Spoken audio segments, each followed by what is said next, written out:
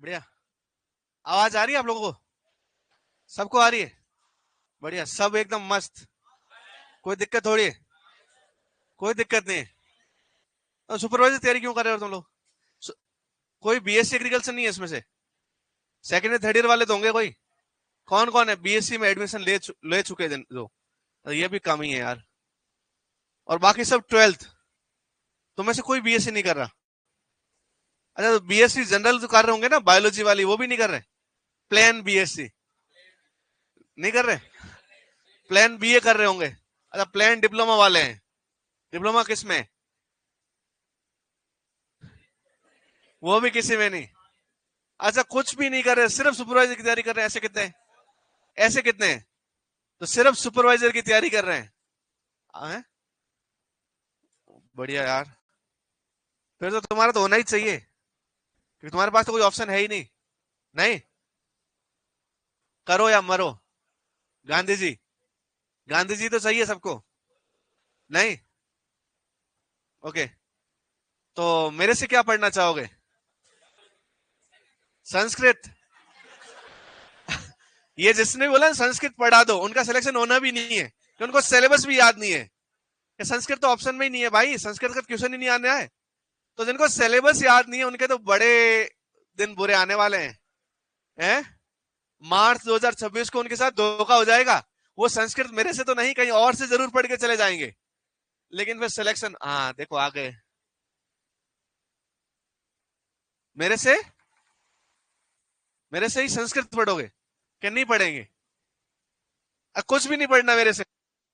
और भी अच्छी बात है, तुम तो एक एप्लीकेशन दो कि सर, ये सर पढ़ाते नहीं है, पता नहीं क्या ही करते रहते हैं, बातें करते रहते हैं, ताकि मेरा ये हेडेक तो। तुम्हारा लास्ट बैच है ना, सेकंड और थर्ड, सुपरवाइजर के और बैच थोड़ी बने। कोई बात नहीं। अच्छा ठीक है, मैं सिलेक्ट कर लेता हूँ सब्जेक्ट, क्योंकि बाकी तुम कुछ बोलोगे। संस्कृत मैं इसलिए मना कर रहा हूँ कि मुझे आती नहीं है, बाकी पढ़ा तो दूं। अब मैं खुद ही सिलेक्ट कर लेता हूँ, क्योंकि तुम और कुछ बोलोगे सर एग्रोनॉमी पढ़ा दो, हॉर्टिकल्चर पढ़ा दो, तो वो मेरे से अच्छे पढ़ाने वाले लोग हैं भी। और दूसरी बात, मुझे बहुत कुछ उसमें आता नहीं है। मुझे थोड़ा बहुत आता है, वो आता है मिट्टी के बारे में। किसके बारे में? अच्छा, तुमने पेपर देखे क्या? 2023 वाला पेपर देखा क्या? नहीं देखा? पेपर ही नहीं देखा तुम लोगों ने? थोड़ा जाके देखिएगा, टटोलिएगा पेपर को। उसमें से कुछ ऐसे क्वेश्चन है जो सिलेबस कंप्लीट कर भी लोगे और मेरी क्लास नहीं लगेगी, तो उसमें से आपको कुछ भी नहीं आने वाला है। तो इसका मतलब कुछ सब्जेक्ट जो है मिट्टी वाला, मृदा विज्ञान जिसको बोलते हैं, मृदा विज्ञान जिसको बोलते हैं, सोइल साइंस जिसको बोलते हैं, वहां से क्वेश्चन आते हैं। 2023 से पहले सिलेबस के अंदर क्वेश्चन तो थे, लेकिन क्लासेस नहीं लगती थी। 2023 में क्लासेस सोइल की अलग से लगने लगी, तो क्वेश्चन भी ज्यादा आने लग गए, क्योंकि बोर्ड से और जो तुम्हारा पेपर बनाने वाले, उन दोनों से मेरी पर्सनल सेटिंग है। और पेपर आउट मैं करूंगा ना, लेकिन पेपर आउट एक ही क्लास में नहीं करूंगा, 9-10 क्लासों में करूंगा मैं पेपर आउट। पिछली बार 22 क्लास में आउट कर रहा था, इस बार क्लासेस मैंने घटाई है।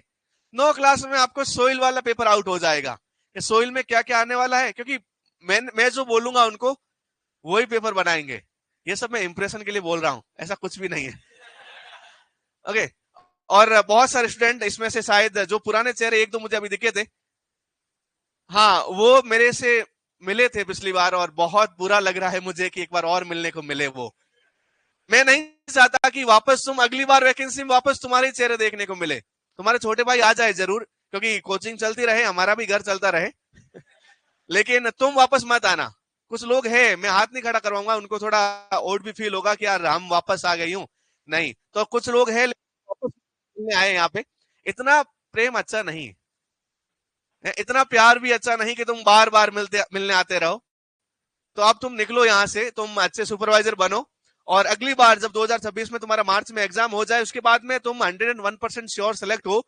अच्छा, मैं ऐसा बोलता हूँ हर बैच में, क्योंकि डब्ल्यू में पढ़ाता हूं मैं, कि यदि इस क्लास के भी बच्चे सेलेक्ट हो तो अभी पूरे सेलेक्ट नहीं हो पाए, क्योंकि इससे भी सीट कम है।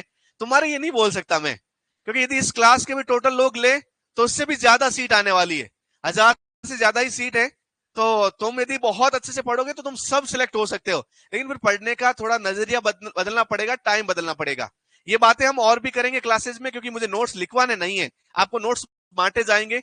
जो पिछली ईयर में लिखवाए मैंने वही आपको नोट्स प्रिंटेड मिलेंगे, नहीं मिले अभी तक, वो कल मिल जाएंगे आपको। तो इसलिए मैं नोट्स लिखवाऊंगा नहीं, तो ज्यादा बातें करूंगा तभी मैं ज्यादा पढ़ा पाऊंगा। तो ये बातें तो और भी करेंगे, आप में से बहुत सारे लोग नहीं जानते होंगे, तो मैं नाम बता देता हूं। अच्छा, नाम मैं इसलिए बताता हूं कि तुम एप्लीकेशन लिखो तो मेरा नाम मेंशन कर पाओ।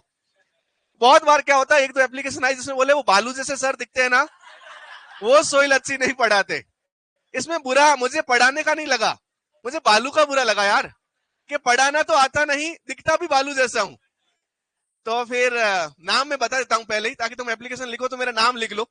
नाम मेरा किशन है, और अभी पीएचडी थर्ड ईयर में हूँ। पीएचडी सोइल साइंस, जो सब्जेक्ट मैं आपको पढ़ा रहा हूँ वही उसी सब्जेक्ट में पीएचडी कर रहा हूँ, राजस्थान कॉलेज ऑफ एग्रीकल्चर, जहां से तुम्हारी बस स्टैंड भी बहुत नजदीक है, और जहां से रेलवे स्टेशन, तुम यहाँ से स्टेशन हमारे कॉलेज से होके ही जाओगे, क्योंकि हमारे कॉलेज वालों ने वो गिफ्ट दी है जमीन, जहां से रोड निकली अभी।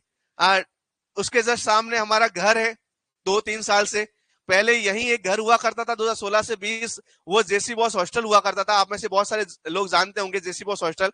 अभी टीएसवी में हमारा आवास है, आना मत, बट वहां पे हम बहुत अच्छे नहीं रहते, और ना अच्छे लोग रहते हैं वहां पे, तो तुम्हारे साथ कुछ बुरा हो सकता है, तो प्लीज मत आना उधर। आरसी घूम सकते हैं, आरसी घूमना भी चाहिए, क्योंकि आरसी एमपीयूटी के अंडर है। एमपीयूटी आप जानते होंगे, Maharana Pratap university of agriculture and technology, अपने आप में सबसे पुरानी यूनिवर्सिटी है राजस्थान की एग्रीकल्चर की।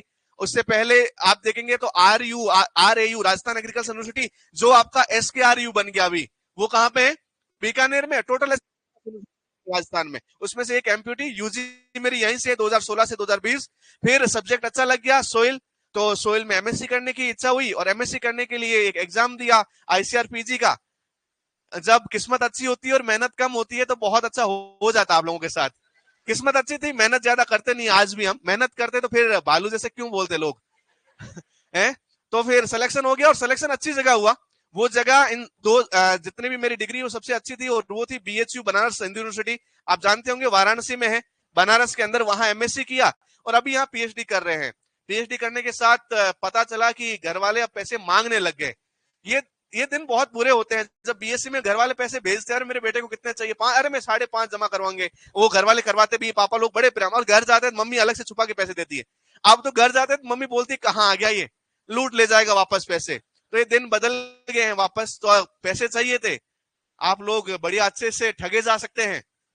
तो मैंने ठगना शुरू किया, ये भी पैसों के लिए ही बाहर निकले गए, क्योंकि गांधी जी सबके लिए इंपॉर्टेंट है। तो धीरे धीरे सबको गांधी जी के लिए तुम सुपरवाइजर बनोगे, लेकिन सुपरवाइजर में ज्यादा गांधी जी मिलते नहीं है, डायरेक्टली, इनडायरेक्टली क्या पता मिल भी जाए तुम्हें ओके, पढ़ना शुरू करते हैं। आई होप कि आप बहुत अच्छे से जान पाएंगे सब्जेक्ट को। बहुत कुछ जो एग्जाम में नहीं आएगा वो बताया जाएगा, ताकि सब्जेक्ट अच्छा लगे आपको, और बहुत कुछ एग्जाम में आएगा वो भी बताया जाएगा, ताकि तुम्हारा एग्जाम अच्छा हो जाए और तुम सेलेक्ट हो जाओ, सुपरवाइजर बन जाओ। अच्छा, सुपरवाइजर बोल के मैं तुमको जलील कर रहा हूं, आज से मैं सुपरवाइजर नहीं बोलूंगा, तुम आरएएस बनने वाले हो, राजस्थान एग्रीकल्चर सुपरवाइजर, आरएएस। तो आज से हम बड़ी बातें करेंगे, आरएएस बनने वाले हो तुम लोग। कब? 2026 में। आई होप आप 12 क्लास का है टोटल, 12 क्लास, 12 दिन में हम तुम्हें मिट्टी में मिला ही देंगे। ओके, 12 दिन करके जाएंगे। तो 12 दिन का अपना क्लास है, 2 वीक का क्लास अपना पूरा सिलेबस है, और सिलेबस के अकॉर्डिंग जितना भी आपको नोट्स है वो प्रोवाइड करेंगे। नोट्स मिलेंगे आपको लास्ट टाइम के, जो किसी बच्चे के हैंड रिटन नोट्स है वो मिलेंगे। आज आपको कुछ लिखना नहीं है, बस सुनना है, इस टॉपिक को समझना है, फिर हम कल से अपन उस नोट से भी बता देंगे कहाँ कौन सी चीजें दे रखी है, तो आपको ज्यादा अच्छा। बहुत कुछ एक्स्ट्रा भी लिखवाया जाएगा, क्योंकि लास्ट ईयर कुछ क्वेश्चंस ऐसे थे जो सिलेबस से भी बाहर के थे और नोट्स के भी बाहर के थे। ऐसे क्वेश्चन लिखने के लिए, ऐसे नोट्स लिखने के लिए हो सकता है आप उस नोट्स के ऊपर ही कहीं लिख लो, या फिर 2-4 पेज जो आप कहीं एग्रोनॉमी के बुक के या एग्रोनॉमी के नोट्स के पीछे सोइल साइंस करके लिख लेना, जो एक्स्ट्रा पॉइंट नोट्स के अलावा होंगे वो वहां लिखवाए जाएंगे। ओके, तो हम पढ़ेंगे मृदा विज्ञान। आपने सुना है ये सब्जेक्ट? कितनी बार सुना है? बहुत बार। अच्छा, ये जो 12th अभी की है ना, उनको तो ये सब्जेक्ट पढ़ाया भी गया है 12th में। 12th एग्रीकल्चर वालों के सब्जेक्ट चलता भी है, सोइल केमिस्ट्री के नाम से एग्रीकल्चर केमिस्ट्री चलती है पूरी। इतने सारे कमेंट आ गए क्या? ये पढ़ तो मैं नहीं पाऊंगा, लेकिन सभी को गुड इवनिंग। ओके, चलो। सोइल साइंस इसको बोलते हैं इंग्लिश में, क्या बोलते हैं? Soil science. बहुत सारे स्टूडेंट इसको सोइल केमिस्ट्री बोलते हैं, तो याद रखिएगा सोइल केमिस्ट्री मत बोलिएगा। अपन जो सब्जेक्ट पढ़ने वाले हैं वो कौन सा है? सोइल साइंस है। साइंस आप जानते होंगे शायद, विज्ञान, विज्ञान आपने 6th क्लास में पढ़ना शुरू की और अभी तक आपने बहुत कुछ जाना होगा। विज्ञान की डेफिनेशन पता है तुम लोगों को क्या है? यस यस, हाँ बोलिए। क्या बात है, क्या बात है, यही तो है विज्ञान। विज्ञान की डेफिनेशन इतनी मस्त है, समझ में भली ना आए। क्या है? प्रकृति के क्रमबद्ध अध्ययन से प्राप्त सुव्यवस्थित ज्ञान को विज्ञान कहते हैं। वापस इस पूरी डेफिनेशन को समझते हैं। प्रकृति, जो भी आपके आसपास दिख रहा है, जो भी आपके आसपास दिख रहा है और नहीं भी दिख रहा है, वो सब कुछ क्या है? प्रकृति ही है, एनवायरमेंट है, नेचर है। जो भी आपको आसपास दिख रहा है कि सर मुझे मेरे आसपास ये भैया दिख रहे हैं, तो ये भी प्रकृति का ही हिस्सा है। आपको जो नहीं दिख रहा है, मतलब एयर नहीं दिख रही, गैसेज नहीं दिख रही, वो भी प्रकृति का हिस्सा है। तापमान आता हुआ नहीं दिख रहा, वो भी प्रकृति का हिस्सा। हवाएं नहीं दिख रही, प्रकृति का हिस्सा। धूप प्रकृति का हिस्सा। और ऐसे ही एक चीज है, इसी प्रकृति का पार्ट है, जिसको हम बोलते हैं सोइल, जिसको हम बोलते हैं मृदा। क्या बोलते हैं? मृदा। अब देखो आगे डेफिनेशन में बोला प्रकृति के क्रमबद्ध अध्ययन से। क्रमबद्ध अध्ययन का मतलब है कि सीक्वेंस बाय क्रोनोलॉजिकल, कि हम क्रमबद्ध अध्ययन करेंगे। क्रमबद्ध का मतलब होता है कि हम इनिशियल स्टेज से लास्ट स्टेज तक, शुरू से लगाकर अंत तक, ए से लगाकर जेड तक सब कुछ पढ़ेंगे। तो अब मैं मान लीजिए कोई एक ये पेन, इसका एग्जांपल लेते हैं। मैं जब इसको प्रकृति मान सकता हूं, तो मैं बोल रहा हूं आपको आसपास दिखने वाले हर चीज प्रकृति है, तो ये पेन भी क्या है? एक प्रकृति है। अब पेन के शुरू से लगाकर, मतलब ये पेन जब पेन नहीं थी, ये कुछ कच्चा पदार्थ था, कहीं कहीं और पड़ा था, वहां से लगाकर ये पेन आई, पेन के ऊपर ये कुछ नंबर डाले गए, ये लिखने में यूज हुई और एक टाइम बाद ये टूट भी जाएगी, कोई काम आएगी भी नहीं। इस पूरे के पूरे शुरू से लगाकर एंड तक किसी के बारे में पढ़ना, पढ़ने से क्या प्राप्त होगा? ज्ञान। इस ज्ञान को सुव्यवस्थित करना क्या कहलाता है? विज्ञान कहलाता है। अब अपने लिए जो प्रकृति में जो एक चीज है, वो कौन सी है? मृदा है। विज्ञान को हम थोड़ी देर टाइम के लिए छोड़ देते हैं, पहले हम मृदा की बात करते हैं। मृदा क्या है? इंग्लिश में क्या बोलते हैं? सोइल बोलते हैं।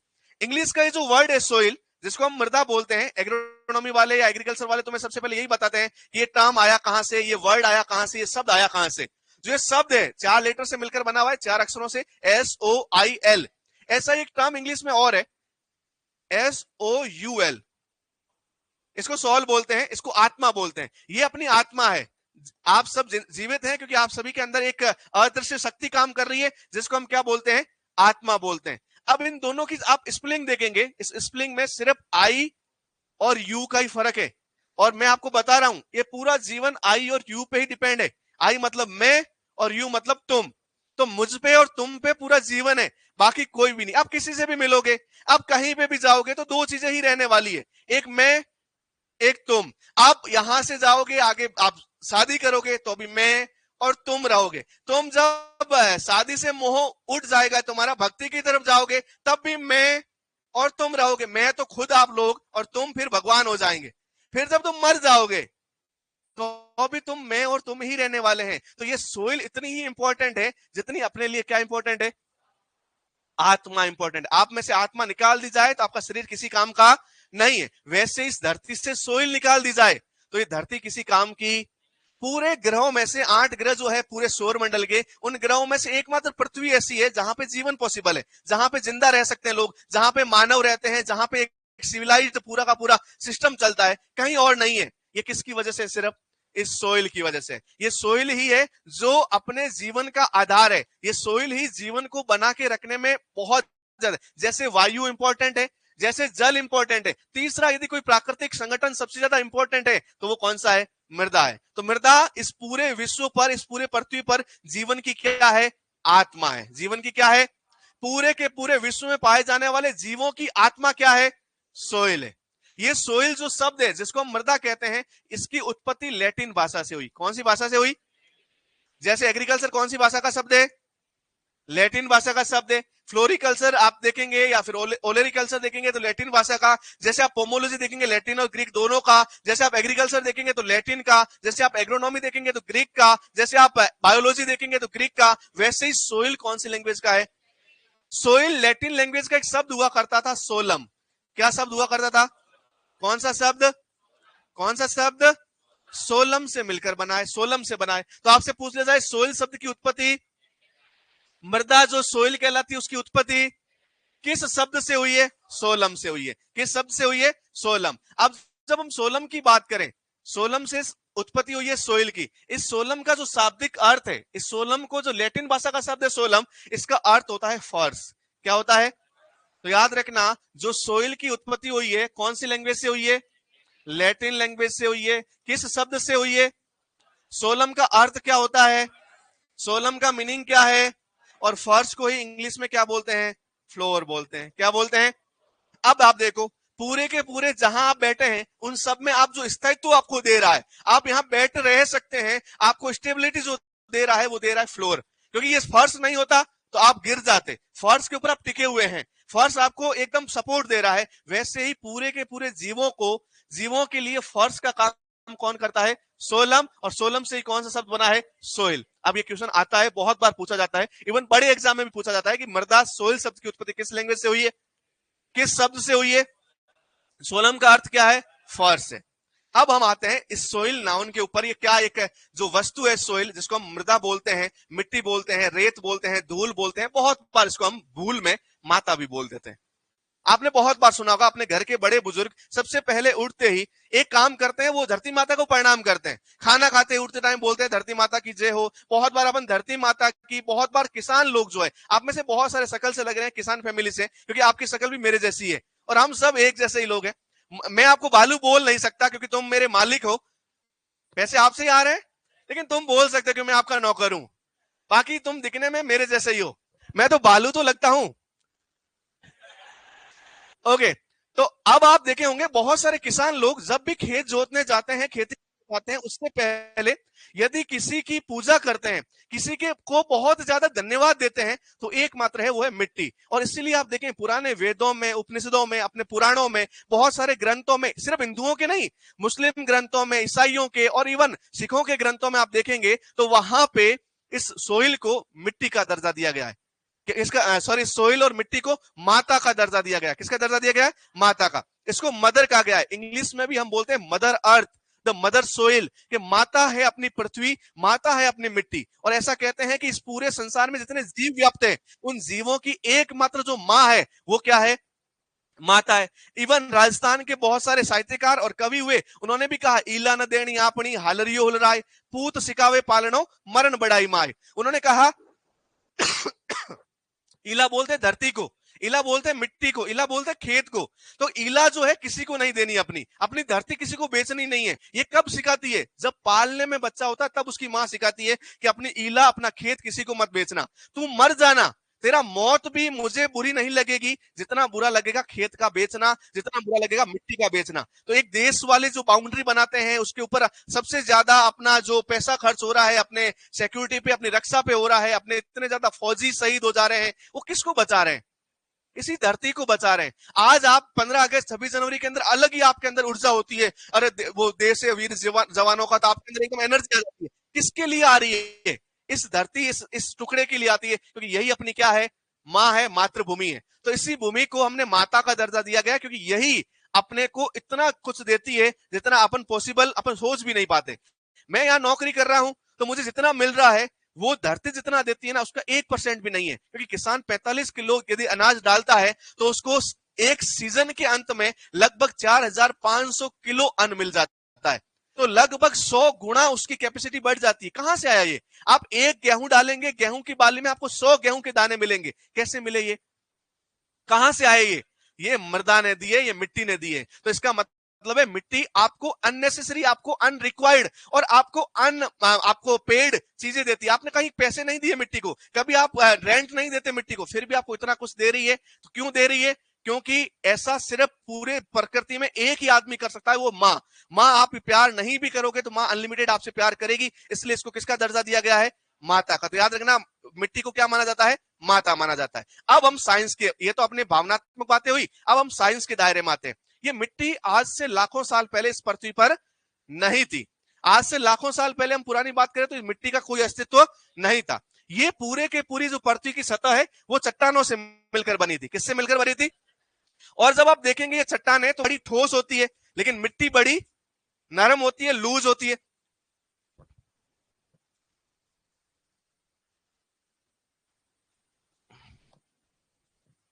तो इन चट्टानों से मिट्टी बनी कैसे?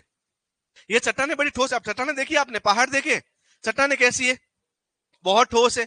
अब इन्हीं मैं बोल रहा हूं कि इनका जो इनका जो पेरेंट मटेरियल है, इनका जो मूल पदार्थ है, मिट्टी किससे बनी है, तो मैं बता रहा हूं मिट्टी चट्टानों से मिलकर बनी है। किससे बनी है? चट्टानों से। फिर आप इन दोनों के कैरेक्टर देखो, मिट्टी और चट्टानें एक दूसरे जैसी लगती भी, चट्टानें इतनी कठोर, मिट्टी इतनी नरम। चट्टानें बहुत बड़ी सी, मिट्टी के कण बहुत छोटे छोटे। चट्टानों में हवा नहीं पाई जाती, इसमें हवा पाई जाती है। चट्टानों पे खेती नहीं की जा सकती, इसमें खेती की जा सकती है। चट्टानों से हम सीधे के सीधे कोई भी काम नहीं ले सकते, लेकिन मिट्टी को हम आसानी से एक जगह से दूसरी जगह पर ले जा सकते हैं। तो इसका मतलब है ये चट्टानें बहुत लंबे समय तक टूटती रही होगी। चट्टानों का टूटना अपक्षय कहलाता है। क्या कहलाता है? तो चट्टानों के अपक्षय से, चट्टानों के टूटने से आपकी क्या बनी है? चट्टानों के टूटने से क्या बनी है? मिट्टी बनी है। चट्टान बहुत बड़ी होती है, चट्टान बहुत बड़े कण है। अच्छा, चट्टानें किसकी बनी होती है? चट्टानें किसकी बनी होती है? खनिजों की बनी होती है। किसकी बनी होती है? खनिजों की। और खनिज किसके बने होते हैं? तत्वों के बने होते हैं। और ये तत्व आपने 12th में पढ़े होंगे, 11th में पढ़े होंगे, पीरियोडिक टेबल, आवर्त सारणी। और आवर्त सारणी में लगभग 118 120 तत्व है। उनमें से hydrogen, helium, lithium, beryllium, boron, carbon, nitrogen, oxygen, ये सब तो पढ़े होंगे। तो ये सारे तत्व मिलकर क्या बनाते हैं? और ये खनिज कहां पाए जाते हैं? प्रकृति में। जिनसे क्या बनती है? और इन चट्टानों के अपक्षय से क्या बनता है? मृदा। इसका मतलब ये चट्टानें टूटेगी और टूट के कुछ कण बनाएगी। मान लीजिए छोटे छोटे कण बन गए। ये किसके कण है?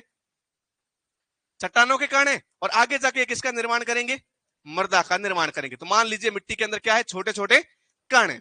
जब ये कण आपस में मिलते हैं, तो कण जब आपस में मिलते हैं, जो खनिजों के कण है, जो चट्टानों के कण है, ये आपस में जब मिलते हैं, तो मान लीजिए एक कण, दो कण, तीन कण और चार कण आपस में मिले, तो क्या ये सारी जगह इन्होंने भर दी या कुछ जगह रह गई है? आपको इन चारों कणों के बीच में कुछ जगह दिखाई दे रही है? बहुत सारों को समझ में नहीं आ रहा होगा, मैं बताता हूं कि इन चारों कणों के मध्य यहां पे एक जगह बच गई है ना, ये वाली। ये जगह इनका के कण नहीं है ना, खाली जगह पड़ी है ना। इन जगह को बोलते हैं रंध्र। क्या बोलते हैं? इंग्लिश में बोलते हैं पोर। क्या बोलते हैं? वापस याद कीजिए, मिट्टी के कणों के मध्य खाली स्थान क्या कहलाता है? इंग्लिश में क्या बोलते हैं? मिट्टी के कणों के मध्य उपस्थित खाली स्थान क्या कहलाता है? रिक्त स्थान क्या कहलाता है? वॉइड्स क्या कहलाते हैं? रंध्र कहलाते हैं। ये रंध्र, जहां पे भी खाली स्थान है, अपने और आपके बीच में, इस छत और आपके बीच में खाली स्थान है, आपको खाली जगह दिख रही है, लेकिन खाली किसने भर रखी है? वायु ने भर रखी है। किसने भर रखी है? तो याद रखना, इन रंध्रों के अंदर क्या पाई जाती है? वायु पाई जाती है। क्या पाई जाती है? अच्छा, बहुत बार आपने देखा होगा, यदि इस वायु के अंदर आप क्या कीजिए, ग्लास में मिट्टी लीजिए, वायु भरिए, सूखी है, लेकिन इसमें पानी डालेंगे तो बुलबुले निकलेंगे। निकलेंगे। इसका मतलब जब हम पानी डालते हैं तो वायु बाहर निकलती है। वायु क्या निकलती है? तो इसका मतलब इसकी जगह और क्या आ सकता है? जल भी आ सकता है। तो इन रंध्रों में दो चीजें पाई जाती है, वायु और जल। कितनी बातें समझ में आई? तीन। चट्टानों से टूट के मिट्टी के कण बनते हैं। चट्टानों का टूटना अपक्षय कहलाता है। चट्टानों का टूटना क्या कहलाता है? अच्छा, इनके बीच में, इन कणों के बीच में क्या पाए जाते हैं? और रंध्र में या तो वायु पाई जाएगी या फिर दोनों, वायु भी हो सकती है और जल भी हो सकते हैं। अब ये चट्टानें कहां हैं मुझे बताओ? पृथ्वी की सतह पर। तो मिट्टी टूट के जमा भी कहां होंगी? सतह पर। तो अब आपसे पूछे मिट्टी पाई कहां जाती है? पृथ्वी पृथ्वी की सतह पर। तो याद रखना, पृथ्वी की सबसे बाहरी सतह क्या है? मृदा है। किससे टूटकर बनी है? चट्टानों से। उनके मध्य क्या क्या पाया जाता है? जल और वायु। अब अपन सब कहां रहते हैं? हम सब कहां रहते हैं? अपने पेड़ पौधे कहां रहते हैं? अपने जीव जंतु कहां रहते हैं? मृदा में नहीं, सतह पर। कहां रहते हैं? मैं वापस पूछता हूं, अपन सब कहां रहते हैं? अपने पेड़ पौधे, अपने जीव जंतु। अब अपन बहुत दिन कुछ क्रियाएं करते हैं और अपने अपशिष्ट त्यागते हैं। हम जब एक एज को पार कर लेते हैं, एक उम्र को पार कर लेते हैं, हमारी मृत्यु हो जाती है। अलग अलग धर्मों में हमको दफनाया, जलाया जाता है। पेड़ पौधे जब बहुत अपनी उम्र पार कर लेते हैं तो पेड़ पौधों की मृत्यु हो जाती है। नहीं भी मृत्यु होती है तो पतझड़ के मौसम में पेड़ पौधे अपनी पत्तियां त्यागते हैं। जीव जंतु अपने अपशिष्ट गोबर के रूप में त्यागते हैं और एक उम्र आने के बाद उनकी खुद की मृत्यु हो जाती है। जब हम सब इतने ज्यादा लोग मर रहे हैं, अपना अपशिष्ट त्याग रहे हैं, तो ये जाके भी कहां जमा होंगे? सतह पर ही जमा होंगे। अपने अपशिष्ट है, चट्टानों के अपशिष्ट नहीं है, चट्टानों के भाग नहीं है। अपन जैविक पदार्थ है। कैसे पदार्थ है? जीव है ना अपन। तो अपने पदार्थ इसके अंदर जाके मिलेंगे तो उनको हम बोलते हैं जैविक पदार्थ। क्या बोलते हैं? जैविक पदार्थ कार्बन से मिलकर बने होते हैं, इसलिए इनको बोलते हैं कार्बनिक पदार्थ, इंग्लिश में बोलते हैं ऑर्गेनिक मैटर। तो याद रखना, चट्टानों से मिलकर जो चट्टानों के कण है, जल है और वायु है, उसके अलावा एक पदार्थ और पाया जाता है, जिसको क्या बोलते हैं? जैविक पदार्थ बोलते हैं। क्या बोलते हैं? जैविक पदार्थ। तो अब मुझे बताओ, मिट्टी के टोटल अवयव कितने हो गए? 4। मिट्टी के कुल कितने भाग? मिट्टी के कितने पदार्थों से मिलकर बनी? 4। एक चट्टानों का भाग, जिसको बोलते हैं खनिज पदार्थ। क्या बोलते हैं? वापस याद करो, पहले नंबर पे किससे टूट के आए? टूटने की प्रक्रिया, चट्टानों से टूट के मिट्टी में क्या आते हैं? खनिज पदार्थ, मृदा के कण आते हैं। तो पहले नंबर पे खनिज पदार्थ। जीवों के सड़ने से, जीवों के सड़ने से, तो जैविक पदार्थ या कार्बनिक पदार्थ। इनके बीच में रंध्रों में या वायु, तो कितने? तो मृदा के कितने अवयव? वापस देखो, एक हो गया खनिज पदार्थ, एक क्या हो गया? इंग्लिश में बोलते हैं मिनरल मैटर। एक हो गया कार्बनिक पदार्थ, इंग्लिश में बोलते हैं ऑर्गेनिक मैटर। एक बोलते हैं जल, और एक हो गया वायु। जल किसमें है? मिट्टी में, तो इसको बोल देंगे मृदा जल। वायु किसमें? तो मृदा वायु। कार्बनिक पदार्थ किसमें? तो मृदा का कार्बनिक। खनिज पदार्थ किसमें? मृदा का खनिज पदार्थ। तो मिट्टी के कितने खंड? मिट्टी के कितने खंड? 4। अच्छा, ये दोनों तो कैसे हैं? ठोस है। ये दोनों तो कैसे?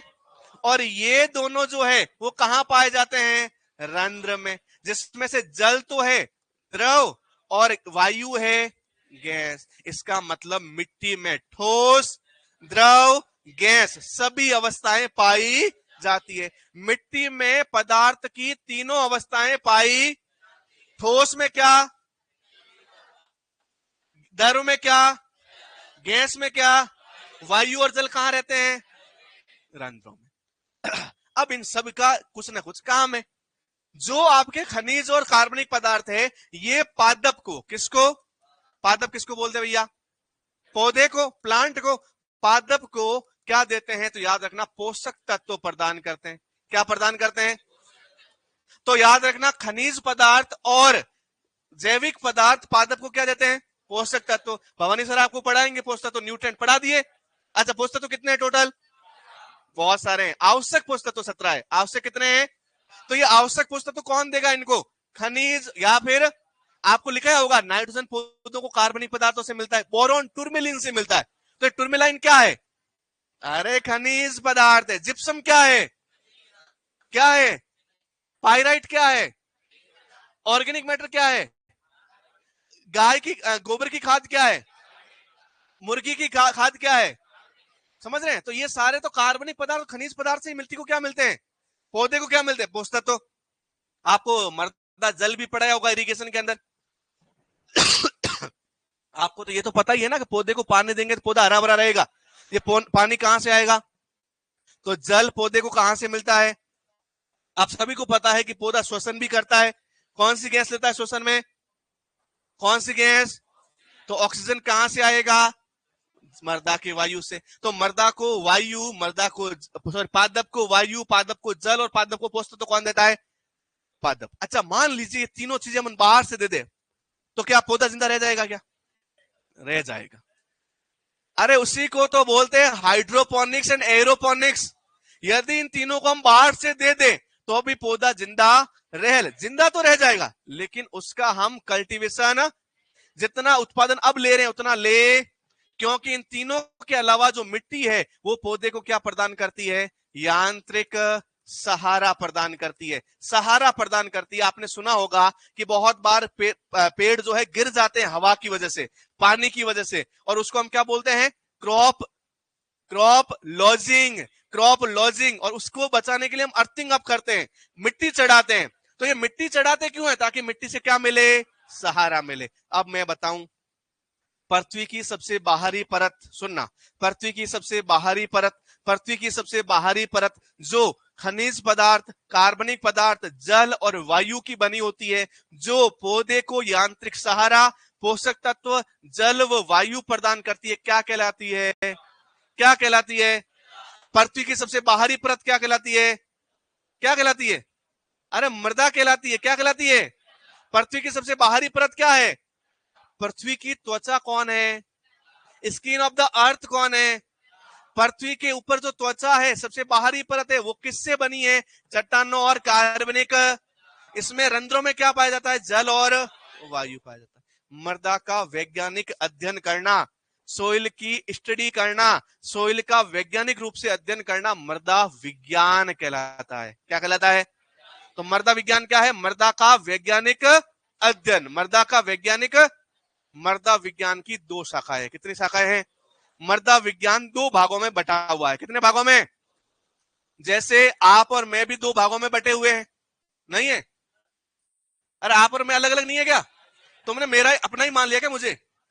तो मतलब एप्लीकेशन नहीं लिखोगे, मतलब मेरा घर चलता रहेगा, मतलब मैं पैसे कमाता रहूंगा, मतलब पैसों की कमी नहीं होगी, और जल्दी से मैं भी कोई बड़ी सी गाड़ी ले लूंगा, और फिर उसी गाड़ी से अपन दोनों का एक्सीडेंट हो जाएगा। नहीं होगा? इसलिए तो मैं गाड़ी नहीं ले रहा। ओके। मृदा विज्ञान की दो शाखाएं। कितनी शाखाएं? मृदा विज्ञान की कितनी शाखाएं? मृदा विज्ञान की कितनी ब्रांचेज? मृदा विज्ञान के कितने कुल? दो। मृदा विज्ञान की कितनी अप्रोचेज? दो अप्रोच है। एक तो, वापस बोलो, जोर से बोलो। हाँ, तुम अच्छे लोग हो। मैं तो एक बार क्लास में बोला जोर से बोलो, उन्होंने बोला जय माता दी। तुम तो अच्छे लोग, समझदार। तो याद रखना, पहली ब्रांच कौन सी? दूसरी?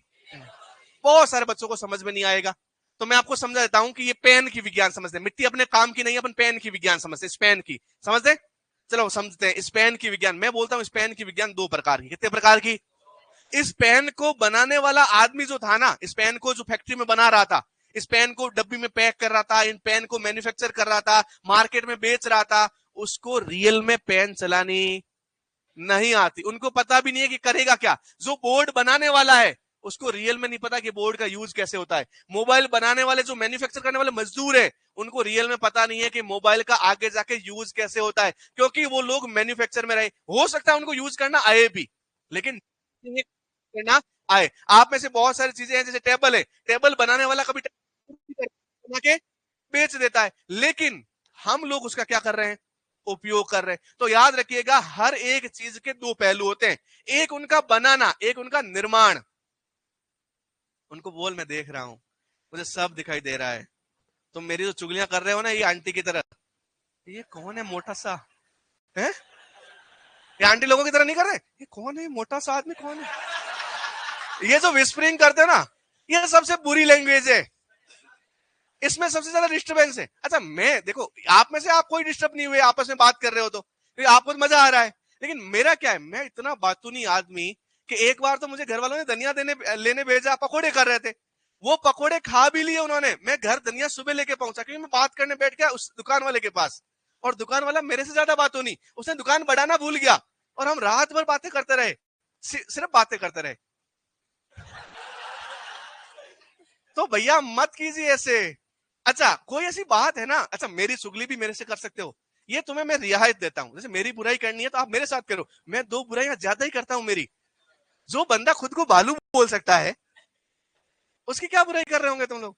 और मुझे पता तुम बुराई नहीं कर रहे थे, लेकिन क्या बात है, ऐसे बात ऐसी हो ना जो बता सकते हैं सबको, वो बता दीजिए। ऐसी बात मत बताइएगा जो नहीं बता सकते। ओके। तो इस पेन की दो साइंस है। इस पेन की कितनी साइंस है? एक इस पेन के बनाने की साइंस, एक इस पेन के यूज करने की साइंस, प्रयोग करने की साइंस। तो मैं बोलूं, बनाने की साइंस का अलग प्रकार है, उसको बनाने वाले लोग अलग है, उसको जानने वाले लोग अलग है, और इसका यूज करने वाले, इसका प्रयोग में लेने वाले लोग पूरे अलग है। ऐसे ही मिट्टी को बनाने की विज्ञान अलग है, और मिट्टी के प्रयोग की विज्ञान अलग है। मिट्टी के निर्माण की जो विज्ञान है, मिट्टी के निर्माण की विज्ञान जो है, उसको हम बोलते हैं पेडोलॉजी। क्या बोलते हैं? अब मिट्टी क्या यूज आती है बताओ? पौधों को जिंदा रखने के लिए। तो मिट्टी का, इस मृदा का, इस पादप के साथ क्या संबंध है? इन दोनों का जो विज्ञान है, उसको हम क्या बोलते हैं? एडेफोलॉजी। मृदा के निर्माण का विज्ञान, मृदा के निर्माण का विज्ञान। कुछ बातें इसके साथ और जोड़ देते हैं, मिट्टी के वर्गीकरण का भी विज्ञान कौन है, और याद रखना मिट्टी के विस्तार का विज्ञान भी कौन है। तो पेडोलॉजी में तीन बातें पढ़ी जाती है। कितनी बातें? मृदा का, मिट्टी का, मिट्टी का, ओके। पौधे का मिट्टी के साथ संबंध क्या है? इडेफोलॉजी पढ़ने वाले इडेफोलॉजिस्ट, एग्रोनॉमी पढ़ने वाले एग्रोनॉमिस्ट, साइंस पढ़ने वाले साइंटिस्ट, एग्रीकल्चर पढ़ने वाले एग्रीकल्चरिस्ट, सोइल साइंस पढ़ने वाले सोइल साइंटिस्ट, वैसे ही इडेफोलॉजी पढ़ने वाले इडेफोलॉजिस्ट, पेडोलॉजी पढ़ने वाले पेडोलॉजिस्ट। तुम क्या हो? रोहिलियंस है। ओके, पेडोलॉजी की बात करें तो पेडोलॉजी जो पढ़ते हैं वो मानते हैं कि मृदा जो है, मिट्टी जो है, वो एक प्राकृतिक पिंड है। कैसा पिंड है? प्राकृतिक पिंड मतलब इसको कृत्रिम रूप से बनाया, ये बनेगा प्रकृति के अंदर प्राकृतिक पदार्थों से, प्रकृति के द्वारा, और प्राकृतिक रूप से ही बनेगा, तो इसको क्या बोल दिया? प्राकृतिक। तो याद रखना, पेडोलॉजी वाले मिट्टी को क्या मानते हैं? पेडोलॉजी वाले मिट्टी को क्या मानते हैं? इडेफोलॉजी वाले मृदा को, मिट्टी को प्राकृतिक आवास मानते हैं। क्या मानते हैं? आवास समझते हैं सब। बहुत बार सदन लिखा होता है, बहुत बार भवन लिखा होता है, बहुत बार निवास लिखा होता है, यही तो आवास है। आपके घर के बाहर भी लिखा होगा, नहीं? कुंज, सदन, पता नहीं क्या क्या नाम रखते हैं आजकल। ये नाम रखने की परंपरा भी अभी हुई है। पहले तो पता नहीं आपके पिताजी के नाम से जाना जाता था या दादाजी के नाम से, आजकल गांव के में घर के नाम रखने लगे ना लोग। तो ऐसे ही प्राकृतिक आवास की बोले तो ये जो आवास है, आवास मतलब घर, जहां पे हम रहते हैं, हम और आप रहते हैं, ऐसे ही जो प्रकृति के जो जीव है, जो घर नहीं बना सकते, उनका बना बनाया घर कौन है? कौन मानते हैं ऐसा? तो इडेफोलॉजी में मर्दा क्या है? आवास माने घर किसका? सूक्ष्म जीवों का और पेड़ पौधों का। तो जितने भी पेड़ पौधे हैं वो रहते कहां हैं? मर्दा के अंदर। उनकी जड़ें कहां रहती है? और सूक्ष्म जीव कहां रहते हैं? आपके जूतों पे चिपकी हुई 10 ग्राम मिट्टी में 10 करोड़ से भी ज्यादा जीवाणु है। कितने? 10 करोड़। मतलब इस पूरे के पूरे राजस्थान से भी ज्यादा जनसंख्या के जीवाणु तुम्हारे जूतों की मिट्टी में है। तुम्हें डर लग रहा है कि नहीं लग रहा है? ये जीव कहीं से ऊपर आके पैर पैर पता नहीं कब सर में चले गए, दिमाग में चले गए, पता भी, लेकिन ये नहीं जाते। बताओ क्यों नहीं जाते? क्योंकि अपनी त्वचा के ऊपर उपस्थित और सूक्ष्म जीव है जो इनके साथ महाभारत का युद्ध लड़ते हैं। और हमारी वाली सेना जो त्वचा के ऊपर है वो है महाभारत। और ये जितने भी आते हैं रोग फैलाने वाले कौन है? सारे महाभारत के जो पांडव है। और ये सारे के सारे जो रोग फैलाने वाले कौन है? कौरव। और पांडवों और कौरवों के युद्ध में कौन विजय होगा? लेकिन जब बीमार पड़ जाते हो तुम, तो इसका मतलब बाहर वाले जीवाणु कहां चले जाते हैं? अंदर। तो ये जीव कहां रहते हैं? तो मिट्टी क्या है? प्राकृतिक। किसका? सूक्ष्म जीवों का और पेड़ पौधों का। ओके, अब हमने बहुत सारी चीजें पढ़ी, पढ़ी, मृदा विज्ञान की शाखाएं। लेकिन कभी भी घर में शुभ काम करते हैं, मेरे जैसा भला आदमी आए तुम्हारे साथ, और देवताओं की बात नहीं करें, अपन अपने इष्ट देवताओं की बात करें, तो फिर सफलता नहीं मिलेगी आपको। तो आपके जितने भी इष्ट हैं, आपके जितने भी आप जिनको मानते हैं, उनको तो याद करिए।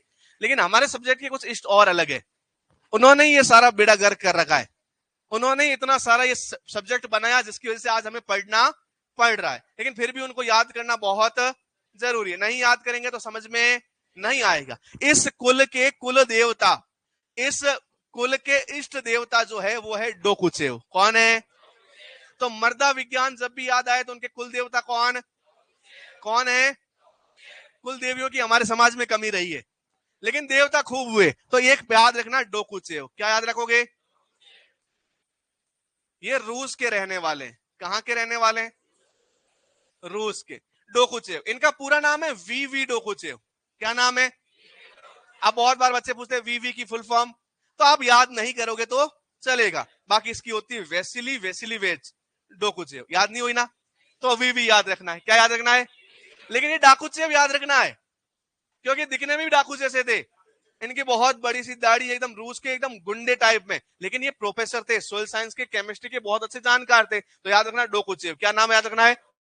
डोकुचेव कौन थे? तो याद रखना, इस पूरे विश्व में मृदा विज्ञान के जनक। किसके जनक? सोइल साइंस के फादर कौन? फादर सब याद रखते हैं, फादर इन लो याद कोई नहीं रखता। तो सोइल साइंस के फादर कौन? वीवी। अच्छा, इसके अलावा पेडोलॉजी के भी फादर कौन? पेडोलॉजी के पिताजी कौन? अरे भैया, पेडोलॉजी के जनक कौन? डोकुचेव। इसके अलावा आधुनिक पेडोलॉजी के भी जनक कौन? दो कुछ। तीन काम इन्होंने खत्म कर लिए, तीन अलग अलग पढ़ने की जरूरत। विश्व में मृदा विज्ञान के जनक, विश्व में पेडोलॉजी के जनक, आधुनिक पेडोलॉजी के जनक, दो कुछ।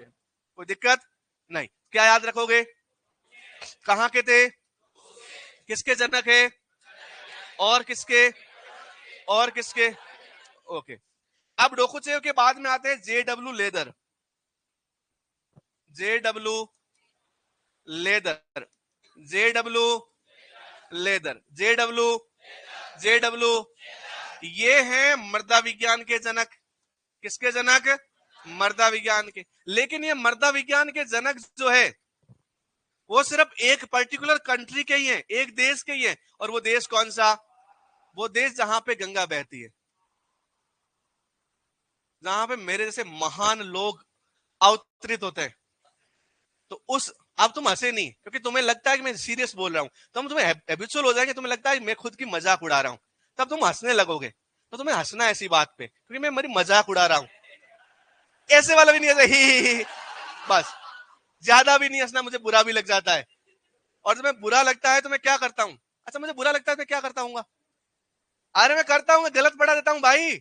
और इससे बड़ा कोई बदला नहीं हो सकता। तुम्हें गलत पढ़ाया हुआ एग्जाम में आ गया, तुम नहीं, तुम्हारी 7 पीढ़ियां मुझे गालियां देगी तुम्हें, क्योंकि तुम सुपरवाइजर बन गए, 7 पीढ़ियां तर जाएगी। और नहीं बने तो आयास, पीढ़ियां ही खत्म हो जाएगी यार। ओके। भारत में भारत में मृदा विज्ञान के जनक कौन? इसके अलावा भारत में कृषि रसायन के भी जनक कौन? कृषि रसायन के, एग्रीकल्चर केमिस्ट्री के भी जनक कौन? JW leather. तो जेडब्ल्यू लेदर को 2 काम याद रखना। कितने काम? भारत में मृदा विज्ञान के जनक, भारत में कृषि विज्ञान के जनक, जेडब्ल्यू लेदर। अच्छा, ऐसा कोई लग रहा है कि लेदर अपने यहाँ का होगा?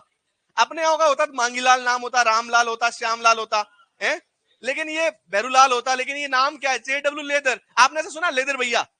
नहीं सुना ना। आपके आस पड़ोस में किसी पड़ोसी का नाम है लेदर, लेदर सिंह राठौड़? नहीं है ना। तो ये मतलब अपने यहाँ का, ये लेदर अपने यहाँ का। क्योंकि ये बात उस समय की है जब अपना देश गुलाम था, अंग्रेजों का राज था। तो उन्होंने जब वैकेंसी निकाली होगी ना एग्रीकल्चर केमिस्ट की, तो कहाँ के लोग लिए होंगे? तो ये ब्रिटेन के, इंग्लैंड के, कहाँ के? इन्होंने सबसे पहले इंडिया आए। इंडिया आते हैं, कहीं नई जगह जाते हैं तो घूमने का शौक होता है अपने को, तो ये यूपी घूमने गए, उत्तर प्रदेश, वहां पे भी कुंभ लगा हुआ था, तो ये यूपी चले गए। कहां चले गए?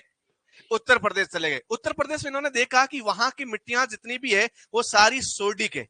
कैसी है? सोडिक का दूसरा नाम है क्षारीय, जिनका पीएच 8.5 से क्या होता है? ज्यादा होता है। तो सारी मिट्टियां कैसी है? या कहां की? किसने देखा?